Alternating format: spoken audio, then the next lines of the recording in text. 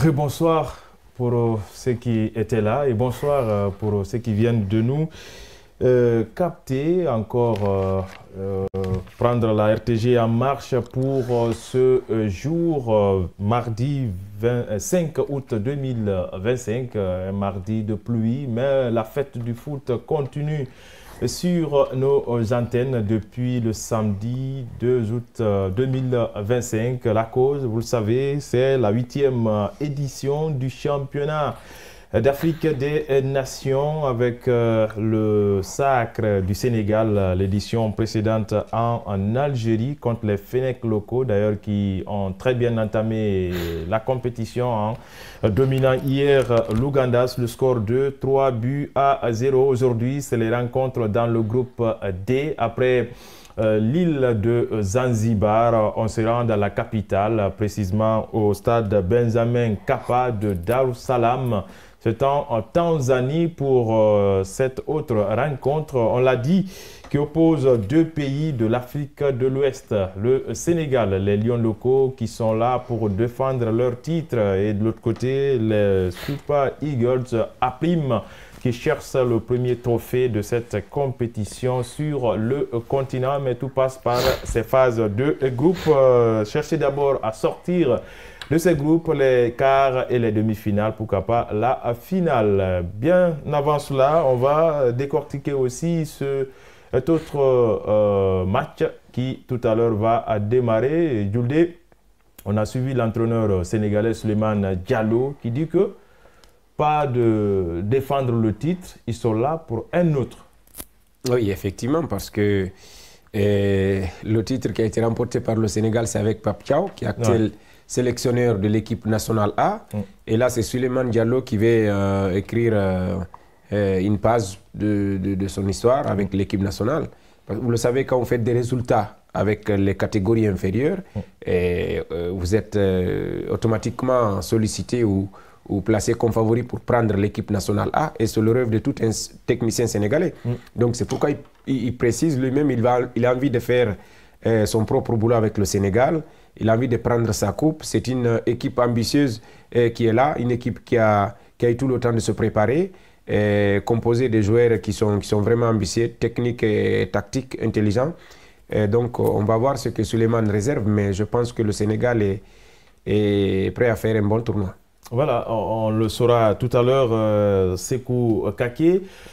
Deux pays, des ogres du continent. Mais aujourd'hui, c'est les locaux, encore ces deux championnats qui seront en compétition, parlant du Sénégal et du Nigeria. Oui, comme on a l'habitude de le dire, c'est le choc des titans. Vous avez dit à l'entame, c'est un tournoi purement, c'est un match purement ouest-africain entre deux grandes nations de football. Si on prend le Sénégal sur le classement FIFA, dans l'ensemble, c'est une équipe qui est devant le Nigeria. Mais comme c'est un championnat local, il faut dire qu'en termes de classement CAF, le Nigeria occupe la 12e place et le Sénégal, quant à occupe la 17e place. Donc je pense que ça va être un match de choc. Un match purement tactique, parce que c'est deux grandes nations de football qui se croisent. Et il faut rappeler aussi le Nigeria qui est à sa 4e participation. Le Nigeria qui a eu la médaille de bronze en 2014 et a été vice-champion aussi en 2018. Donc le Nigeria vit avec l'envie vraiment de gagner et pourquoi pas remporter ce trophée. Et de l'autre côté, le Sénégal aussi vient pour conserver son titre. Bien sûr, le titre, c'est devenu une histoire, mais chaque match a sa réalité. Comme l'a dit le coach Souleymane Diallo, lui aussi veut participer à l'histoire du Sénégal dans cette compétition. Voilà, la rigueur, le travail, l'ambition, ça donne toujours de résultats probants. C'est ça aujourd'hui, la philosophie, en tout cas, du Sénégal, du football sénégalais, de la Fédération sénégalaise de football. Toutes les catégories, il y a du sérieux, il y a du travail qui est fait en amont. C'est pourquoi il y a toujours des ambitions haut affichées, Juldé. il faut rêver gros, il faut rêver, puisque derrière, ça travaille bien. Oui, surtout avec la fédération sénégalaise. C'est une fédération très ambitieuse. Il y a désormais un nouvel homme. Oui, un nouveau président, Abdoulaye Fall, ton homonyme. Il y a, je crois, Abdoulaye Fall qui remplace Augustin Senghor. Voilà, Maître Augustin. Voilà, Maître Augustin, il a moins de ses 50 ans. Donc c'est un monsieur qui arrive en force. Il a dirigé auparavant les ligues régionales au Sénégal là-bas.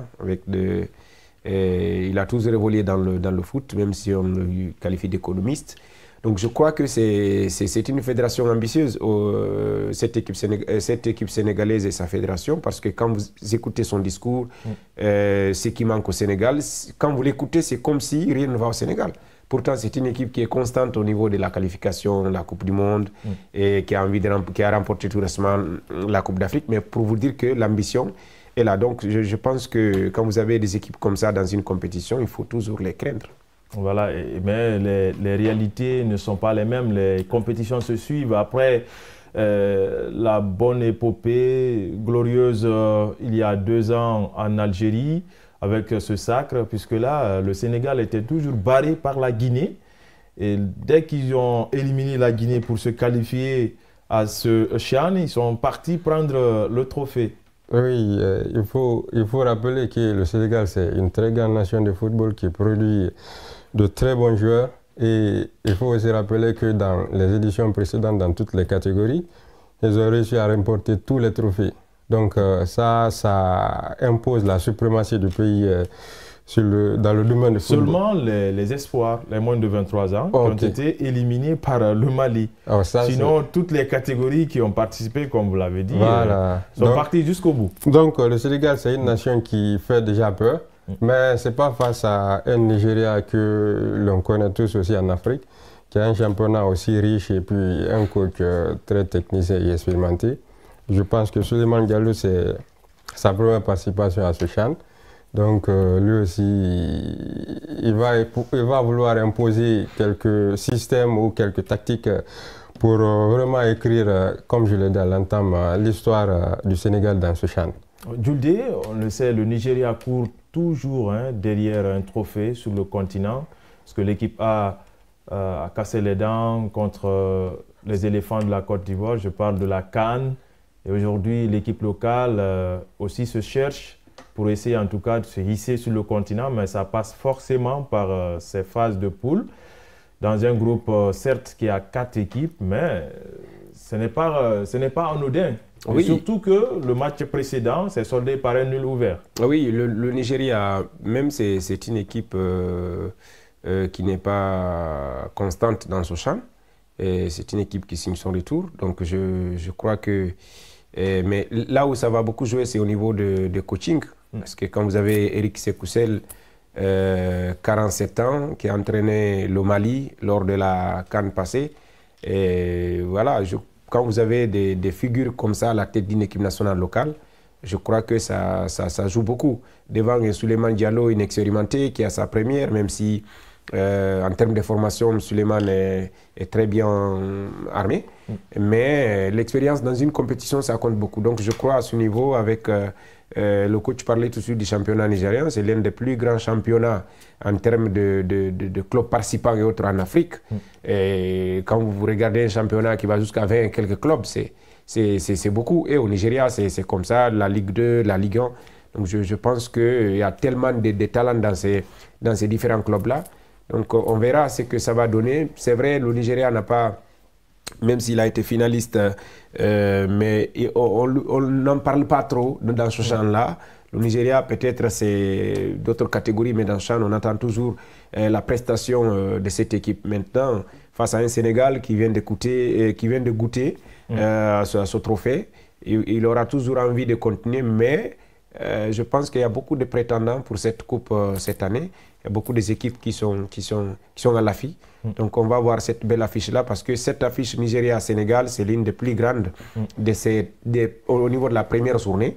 Donc on va voir, après cette sortie-là, on va faire le jugement, mais pour le moment, je pense que le Sénégal va faire un grand match, mais le Nigeria, pour moi, c'est un peu un adversaire inconnu, parce que le Nigeria s'est préparé en catimini.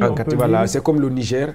Donc, mais le Sénégal, on a vu le Sénégal jouer contre la Guinée au Sénégal là-bas, 2 matchs, une double confrontation. Il a gagné. Le Sénégal a joué contre la Tanzanie lors du tournoi international de préparation à Dar es Salaam. Donc, je crois que c'est une équipe qui a eu pas mal de temps pour se préparer. Maintenant, l'essentiel, c'est aujourd'hui, le jour du match, parce que tout ce que vous avez accumulé comme préparation, comme talent, comme qualité, c'est le jour du match que vous allez démontrer. Voilà, Sékou Kaké étant technicien en la matière, une telle rencontre, vous avez la pression par là, côté sénégalais, puisque c'est l'équipe en tout cas qui détient le trophée. De l'autre côté, vous avez le Nigeria qui a en tout cas à cœur d'aller très loin dans la compétition. Étant entraîneur, quel genre de discours il faut donner aux joueurs? Vous savez, dans ce genre de rencontre, en tant que coach, il faut venir d'abord avec un discours, je ne vais pas dire révolutionnaire, mais avec un ton ferme. Parce que le Sénégal est une grande nation de football. Il faut imposer, comme on le dit à l'adage, l'appétit vient en mangeant. C'est-à-dire, plus qu'on gagne, plus qu'on a envie de gagner. Donc, le Sénégal vient pour défendre son titre. Il faut que les autres mettent ça en tête. Le Sénégal n'est pas une équipe étrangère dans cette compétition. Le Sénégal doit venir avec cette envie de gagner et puis de conserver aussi son titre. Maintenant, quant au Nigeria, vous avez rappelé tout à l'heure, ils ont un coach très expérimenté. Donc le coach, c'est son image aussi qui est en jeu. Un coach qui a entraîné une équipe nationale, la senior malienne. Oui, les Aigles du Mali. Les Aigles du Mali, donc qui se retrouvent à la tête d'une équipe locale. Je crois que c'est son image qui est en jeu.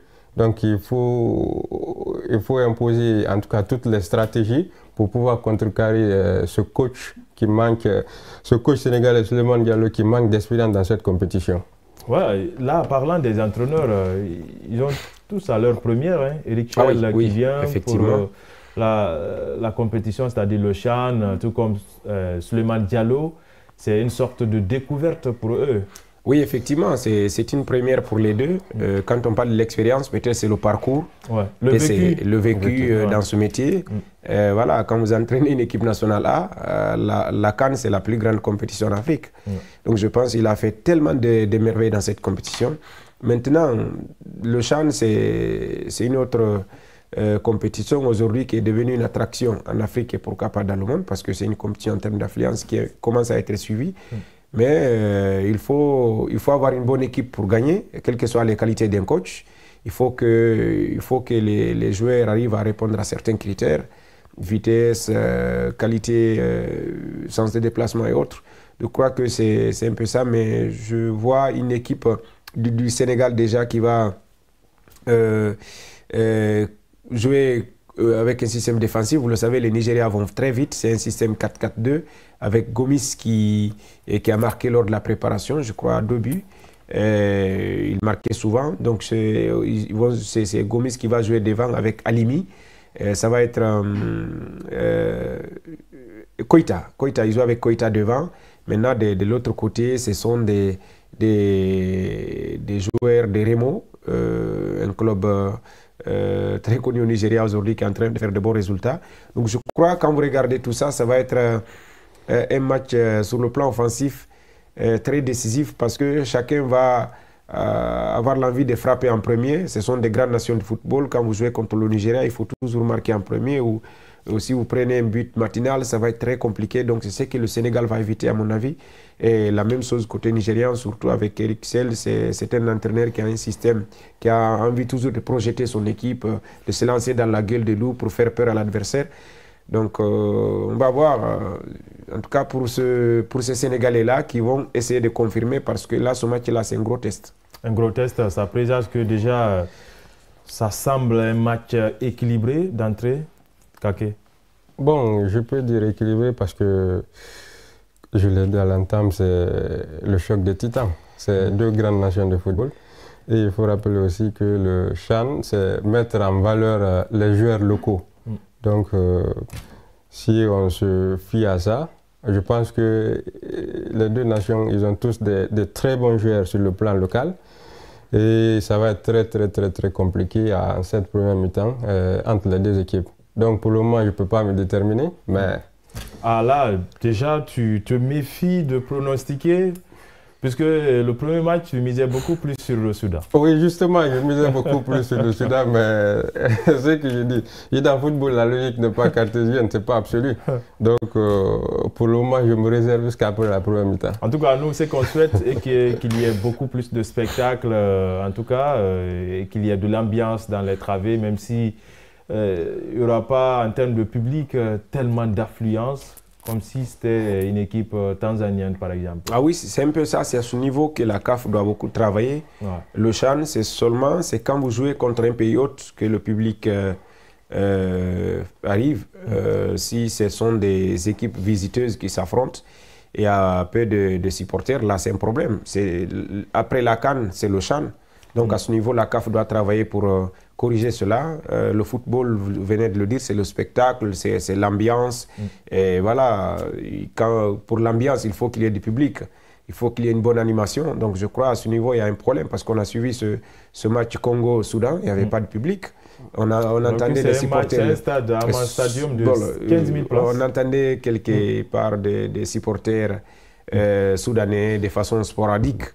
Et puis là, c'est un peu compliqué. Donc, c'est pas forcément les... C'est vrai, là, il y a 3 pays hôtes et il y a beaucoup de matchs contre les pays hôtes. Mais il faut travailler à ce niveau. Il faut que le SAN soit pris comme une compétition qui regroupe du monde dans les stades comme en dehors des stades.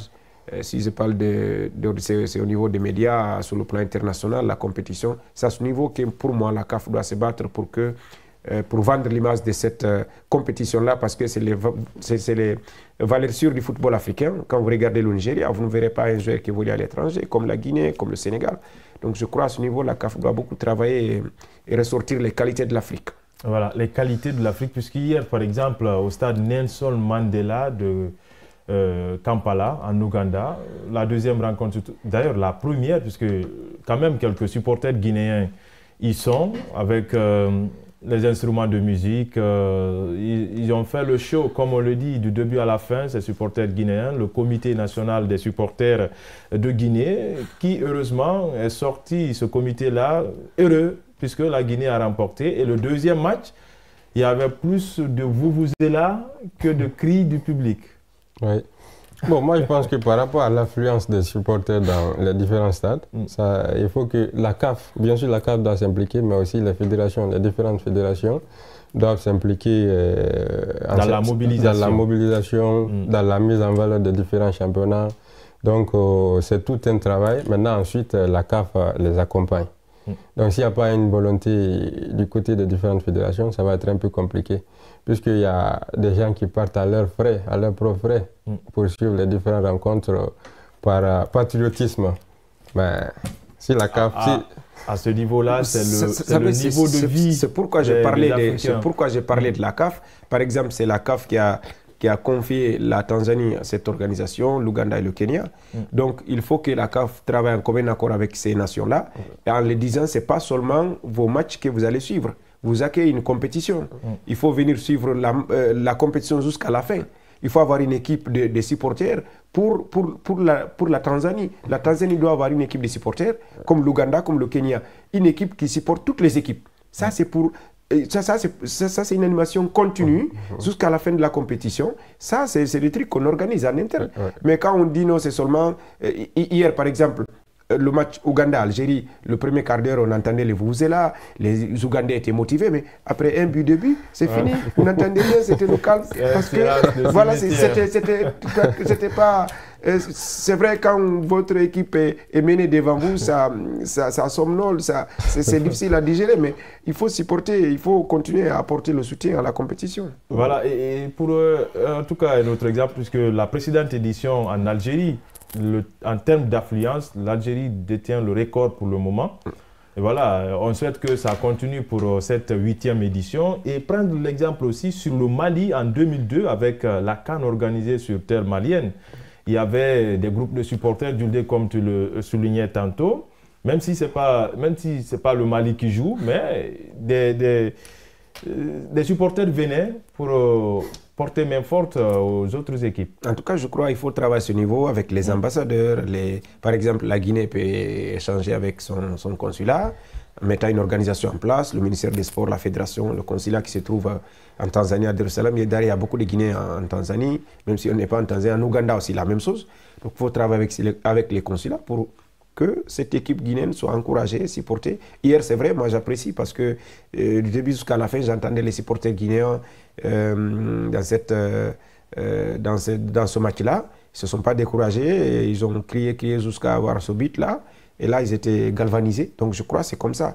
La beauté d'une compétition, c'est un peu l'ambiance. En tout cas, l'ambiance dans les travées, place au jeu désormais. Dans quelques instants, on va filer à Darussalam, précisément au stade Benjamin Paka. Et voilà pour ce match Sénégal-Nigeria. Kake, qu'est-ce qu'on peut dire pour cette première période?